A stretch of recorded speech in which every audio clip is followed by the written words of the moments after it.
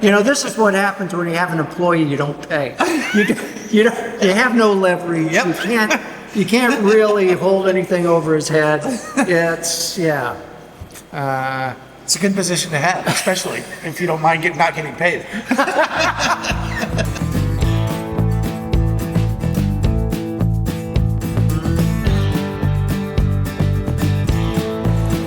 Coming to you sort of live from the 1885 tap room on Main Street in wonderful downtown Simpsonville, South Carolina. I'm Russ Heaps, and welcome to this episode of Big John and Five, where I get my good buddy here, Big John Richards, to pick a beer. We sip it, we sniff it, we get bits about it. We talk a little bit about the brewery. Sometimes John gives us a little brewing history. And with that, and I should also point out a disclaimer that 1885 is where John pulls a couple of shifts a week drawing beers, and he worked this out. We're kind of nomadic now that Barley's is gone, so this was a treat. Thank you, John. Yeah. I salute you. Yes. Consider myself saluted. Having said all that BS, what are we doing? So we're drinking a beer from out of Charleston, one of the breweries I've actually kind of fallen in love with down there. Surprisingly so. I was down there with some friends back in February.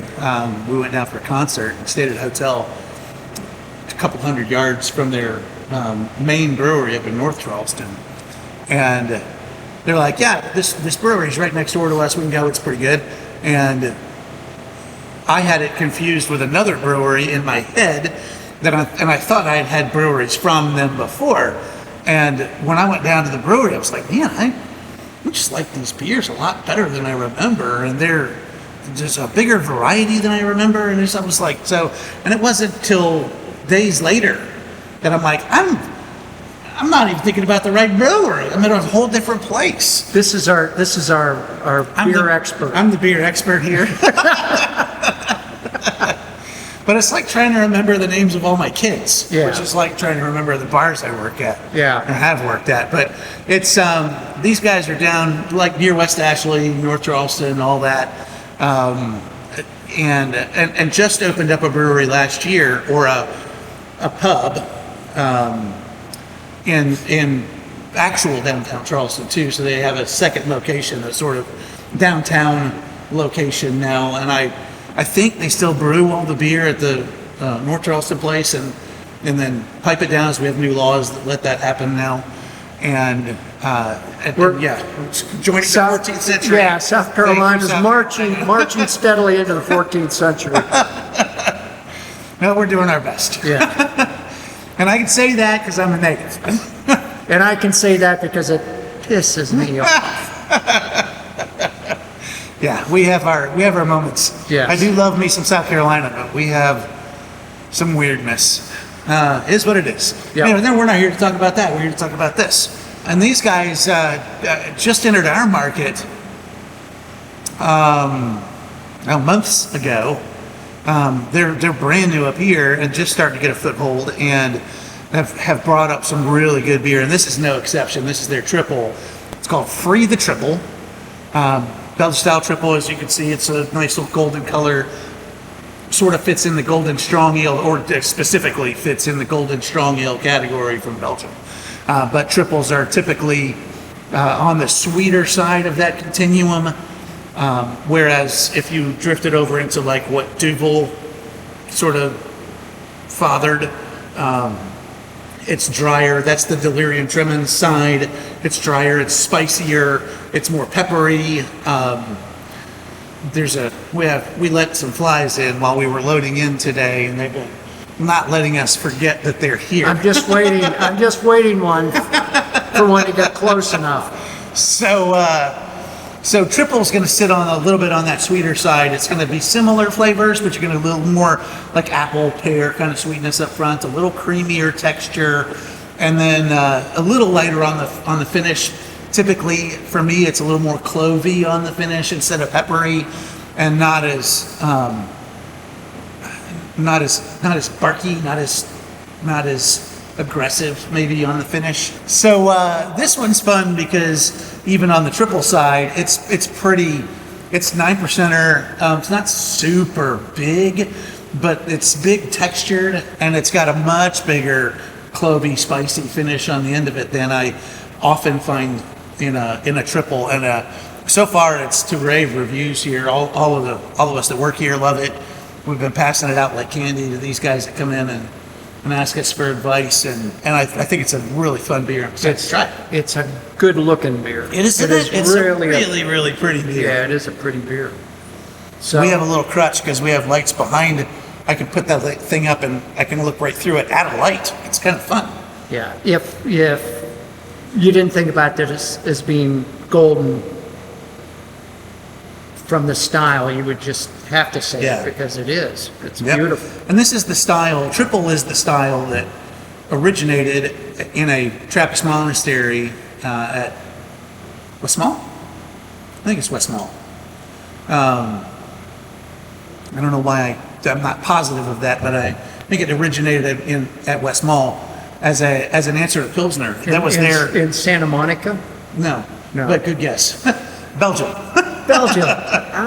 That's where they call it a Belgian triple, I'm guessing. That's going to be the one. That's going to be the reason why. Can't put anything past me. Russ is a quick study. I am. So yeah, let's give this thing a shot. All right. See what you think See, there. look at that. It's a good thing See, it's going to come in handy. it is. Texas Miss Lily. Trained professionals here, you guys. We are.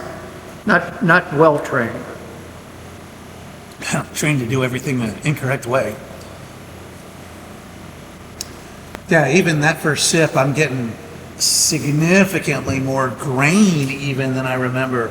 I'm talking about that creamy texture, and it's that cereal kind of grainy texture. And it's just so clean on the finish. That's such a satisfying beer. It is. And it's supposed to be, at 9%, it's supposed to be a sipper. But it's also so clean and light. Like I said, it's brewed to be an answer to Pilsner.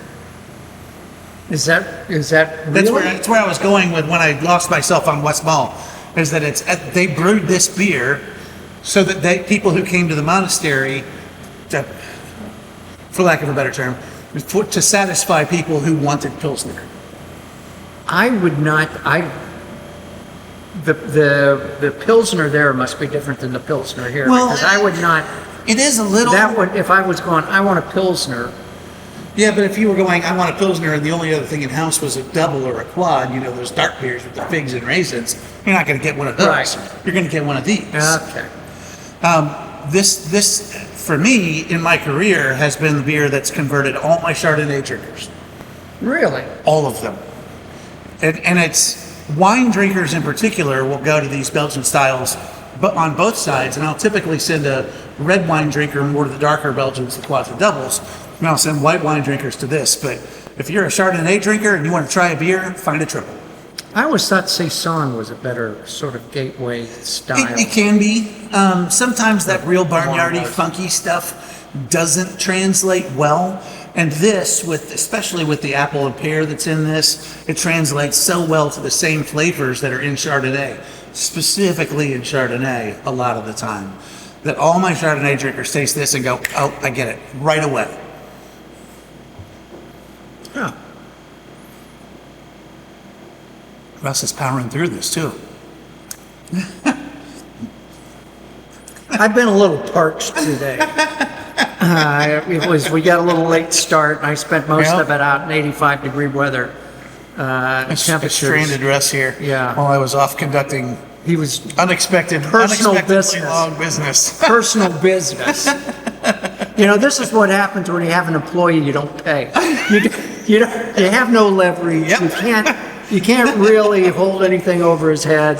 It's It's a good position to have, especially if you don't mind not getting paid. yeah. We're a little short on pay and benefits, but we do get to drink a lot of beer. So it could be worse. It could be worse. Exactly. Anything else? No, I guess I'm All Tucker Dell in this one. All right. We talked about them being in Charleston, right? Yep, we Okay, did. good. We did. Seems right. So damn lucky. See you next time.